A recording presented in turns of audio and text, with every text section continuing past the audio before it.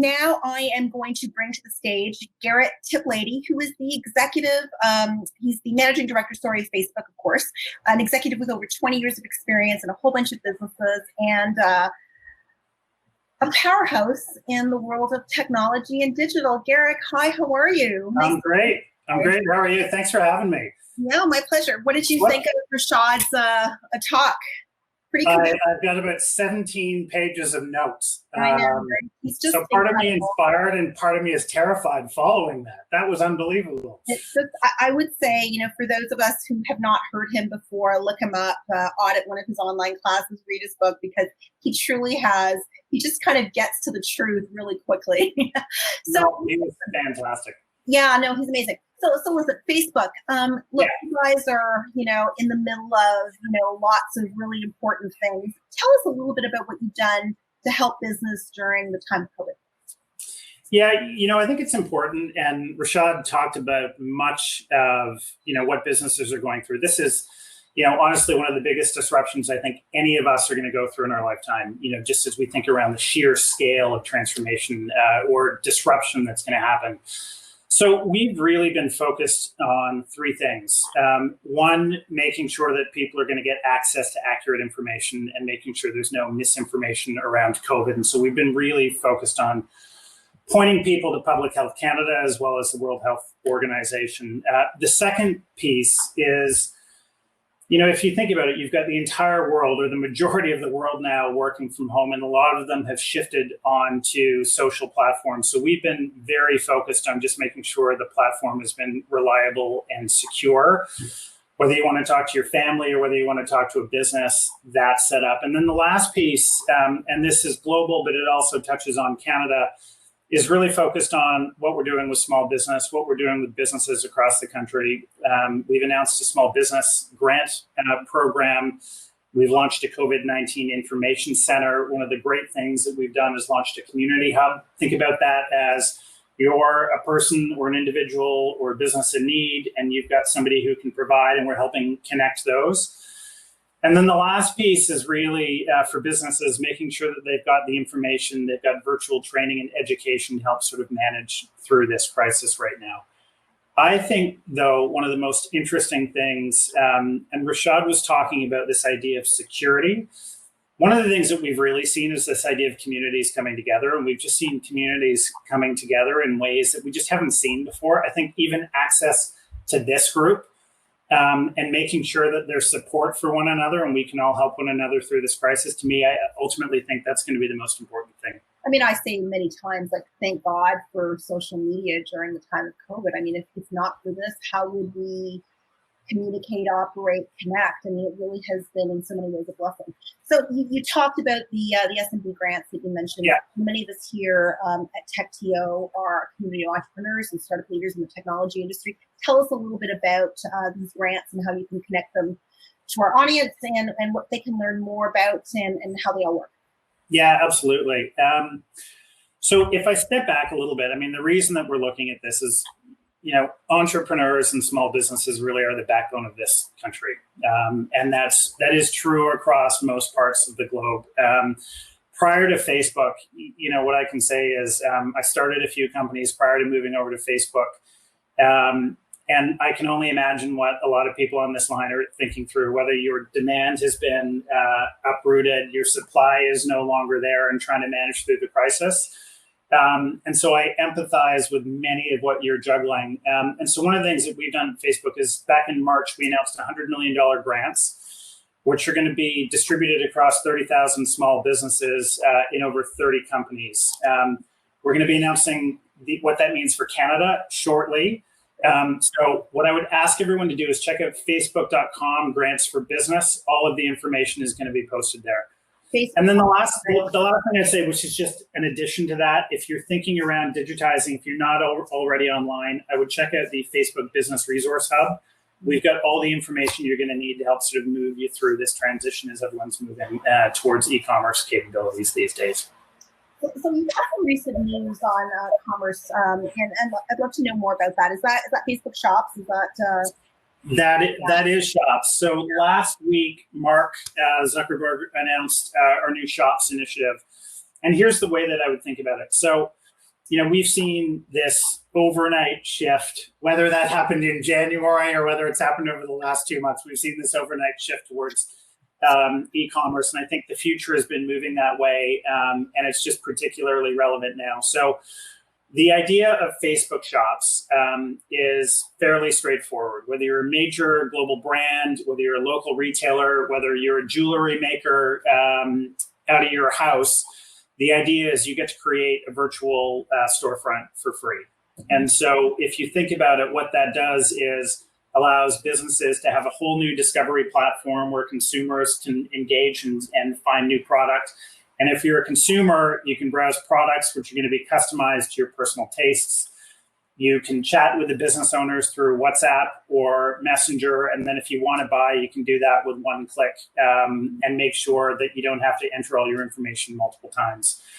I think the other piece that's important to mention as we talk about shops is we're also partnering with folks like Shopify to make sure that the experience is seamless, knowing that a lot of people are using that platform as they move online as well. So again, similar to the grants, a lot more is going to be coming out shortly. So again, stay tuned for that.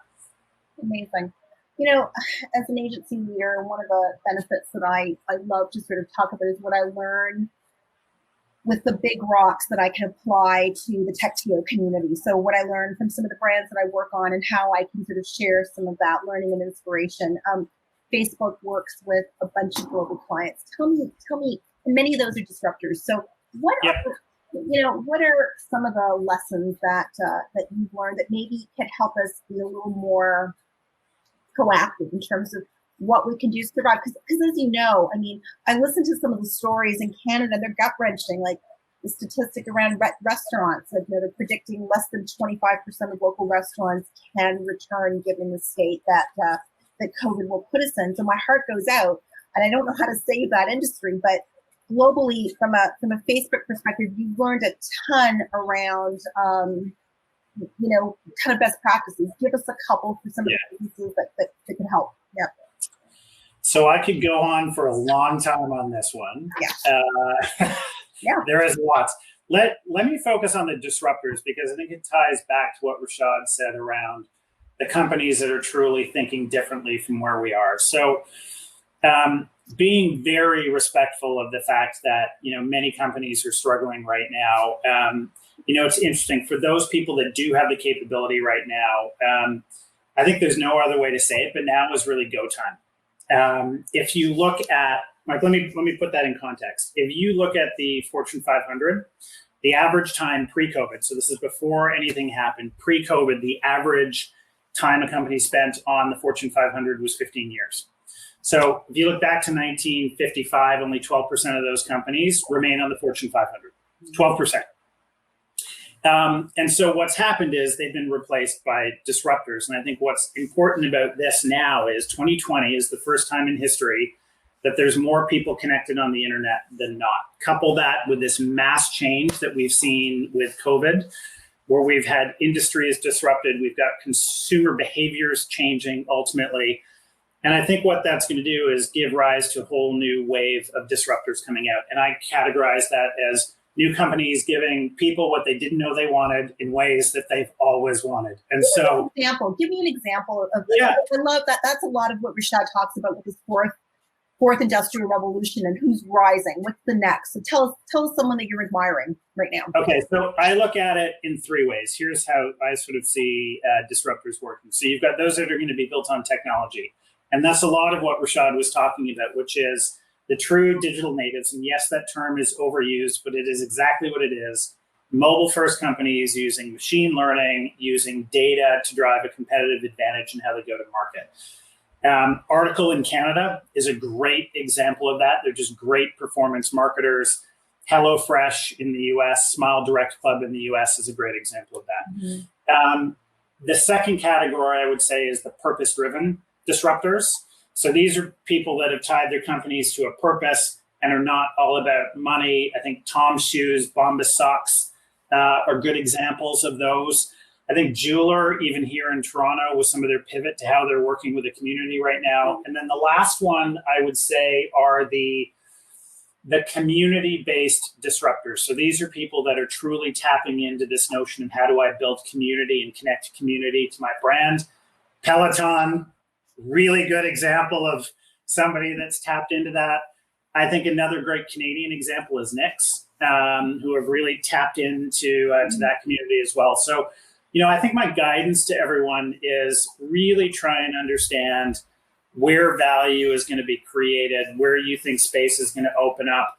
Think about those three different models, but then really focus on how do you drive the personalization of a small business, but marry that with the scale of what would be a global brand. And I think that's how you need to think about the market going forward. So look, one random question. So I'm going to throw you something new. Rashad talked about leadership traits, and you've been at Facebook now for 3 years, almost 3 years. Almost 3 years. Yeah. So tell me something that you've learned about your own leadership style that that has helped you as a leader in what I think is one of the most kind of interesting times to be running such a complex organization.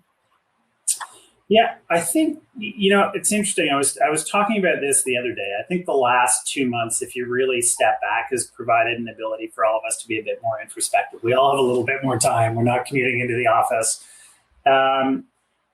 I actually found the 5 traits that Rashad talked about really key. I mean, how I've been looking at it is, I think as a leader, you need to be genuinely authentic. I think you need to demonstrate humility, integrity. I think empathy is key right now. And for me, it's really about being real and being vulnerable. I mean, all of us are going through this massive disruption together.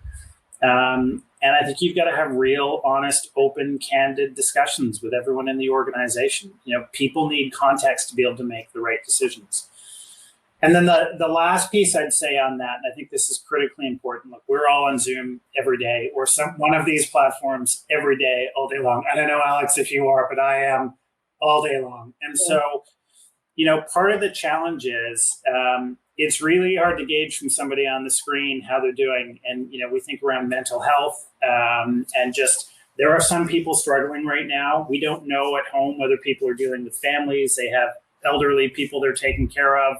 We don't know if they have a frontline worker. And I think right now we just all have to display a little bit more empathy. We need to make sure we ask the right questions, and we need to take the time to support not only our colleagues, but those who are around us, friends, family, and so on. And you know what? And on that, I want to mention, because you coming here to support our community with TechTO is incredible. I know many people came, just to hear Facebook, because you don't do a ton of these things. So I'd love you guys to do more with us, and I'm going to be inviting you on. Love to. Yeah, so I wanted to say thank you very much, and we will post some of the information about the small business loans and Facebook shops. And thank you very much, Garrick. Really appreciate you coming on. Thank you. Really, really appreciate it, Alex.